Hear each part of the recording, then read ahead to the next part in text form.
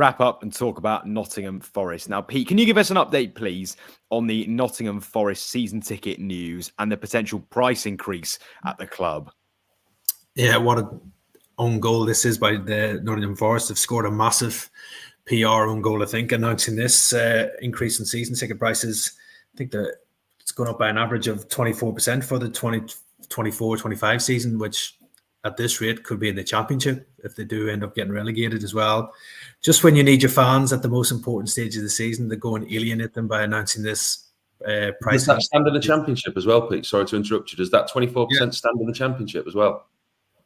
I am not totally sure on that, Paul, but I think it can't be, surely, if they go down to the Championship. I can understand it, Premier League football. Everybody's announcing price increases. We've seen it at Manchester City. We've seen it at Liverpool, Arsenal, Tottenham. They're all increasing their prices because obviously it's probably the price of PSR. The clubs are having to put up their prices to help balance the books. And it's the fans that keep getting squeezed out because of these increase in prices. But 24% is a huge rise. I know a number of other clubs have maybe had 1% and 2%, maybe 5%, but 24% is massive. And you got to feel for the Forest fans because they've waited so long to be back in the Premier League, and they played a huge part in keeping them up last season for me. The City Ground was a real difficult place to go and get results, and they made it a real cauldron for away teams. So doing this with 6 games left, I don't know why they've announced it now. This probably could have waited till the end of the season, and it would have been a lot clearer if this increase was going to be in the Premier League or what the prices might be if they were in the Championship. So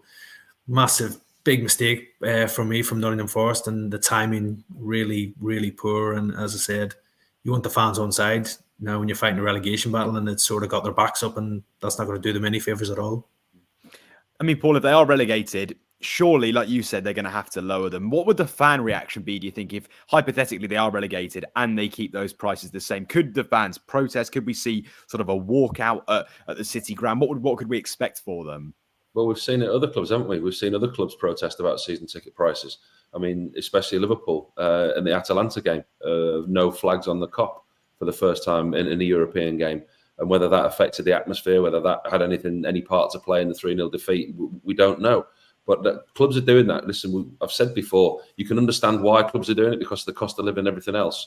You go and buy anything from the shop, you go out for dinner, you go anywhere else, everything's gone up. And you can understand why clubs are doing it because of the PSR, the FFP.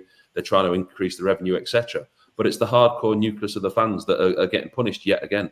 Fans that have been following their team for years and years and years. Teams don't think about the investment what fans have had themselves. I mean, if you've followed a football team for 10, 15, 20 years, it's scary to think when you add up the price of what you pay for tickets, travel, transport, hotels, etc. If you're an ardent supporter of a club, what you've given in your life to a football club and spent year on year, listen, supporters understand there's price hikes, everything goes up every now and then. But 24% in a season where we are at the moment is huge. And you can understand the fans' frustration. And the thing for me with Nottingham Forest, they're not a huge tourist attraction. They're not a huge draw. The Premier League, the product that we've got is the best in the world, and everybody wants to come and watch the Premier League. The thing is, if you're a Tottenham, if you're an Arsenal, if you're a Chelsea, a Man City, etc., they've got lists of tens, thousands, hundreds of thousands of people waiting for tickets. So if they put their tickets up by 20% and I can't afford to renew my ticket, it's all right, don't worry, I've got a list of 100,000 people who'll take your ticket. Whereas at Nottingham Forest, you've got to treat your fan base. You've got to treat your fan base with care. Because like what Pete says, those fans played a huge part in keeping them in the Premier League last year, the City Ground. It was an integral part of what they did. But again, I've said it before. I mean, if my son comes to me on a Thursday and says, Dad, can we go to the football on a Saturday? I've said, well, I can't. I've got to be on a list for 10 years. I've got to have paid 50 quid a year to be on a list just in case I get an opportunity to buy a ticket or there's no tickets available.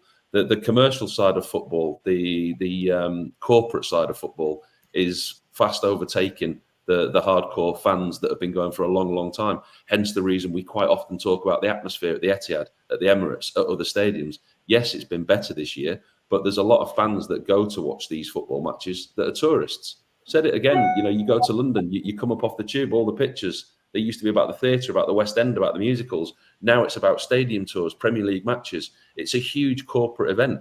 And the biggest thing is, yes, the clubs, I understand the price of tickets going up, but don't put them up ridiculously. Don't price your hardcore fans out. Don't try and introduce a new fan base just because you've got a list of 100,000 people waiting for somebody's ticket who's actually supported the club and paid an absolute fortune for the last 20, 30 years following their team.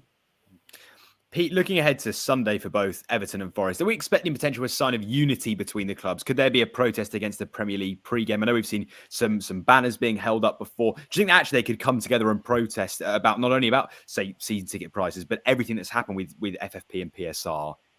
Yeah, it's a real opportunity for both clubs to make a stance, probably on what they feel about the Premier League, PSR, FFP. Obviously, they're the two clubs directly who have been affected by those charges against them, having points deduction. So, yeah, perfect showcase for them on Sunday at Goodison Park. Obviously, Everton have done a couple of protests already with the placards and everything else about the Premier League. So, live television audience as well on Sunday. It's such a huge game for both clubs in their battles to stay up as well. So, yeah, there's a real opportunity, I think, for both clubs to make their point of what they feel of being unfairly charged by the Premier League and everything else. And I think that Premier League introduction music might be drowned out at Goodison Park for sure on Sunday. There's no doubts about that before kickoff. So, yeah, as I said, I think both fans have made their feelings clear already, and both being together, there'll definitely be no love lost between them and the Premier League before that game kicks off on Sunday. But as I said, it's really an opportunity for them to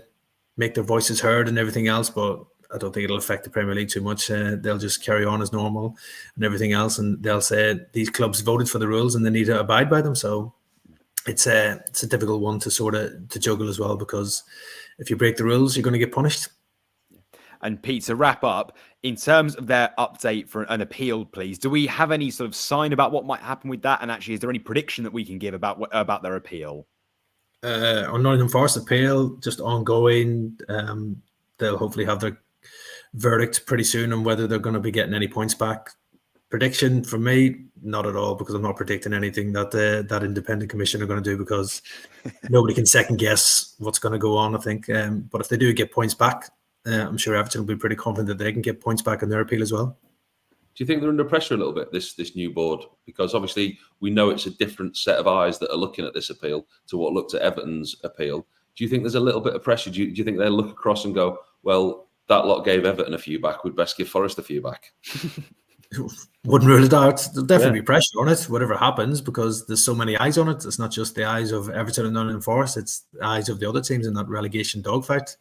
We'll be looking at it as well, and we don't want it to drag on and more appeals and everything else, and then you'll have other clubs. We've had it in the past when I think when Everton stayed up the previous season, we had the likes of Leicester and Burnley all looking to make potential legal challenges to it as well, thinking Everton should have been punished that season as well for any breaches. So yeah, let's just get it clarified, get it done. But as I said, nobody has any idea what these independent commissions will decide, because there's been no set rules for what's going to happen.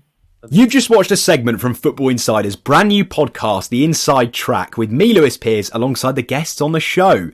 Thanks very much for tuning in. Please do give the video a like, comment your thoughts on the topic, and feel free to share on your social media pages. If you want to listen to the full podcast episode, click the link in the description below. Keep your eyes peeled for plenty more content and exclusives here on The Inside Track.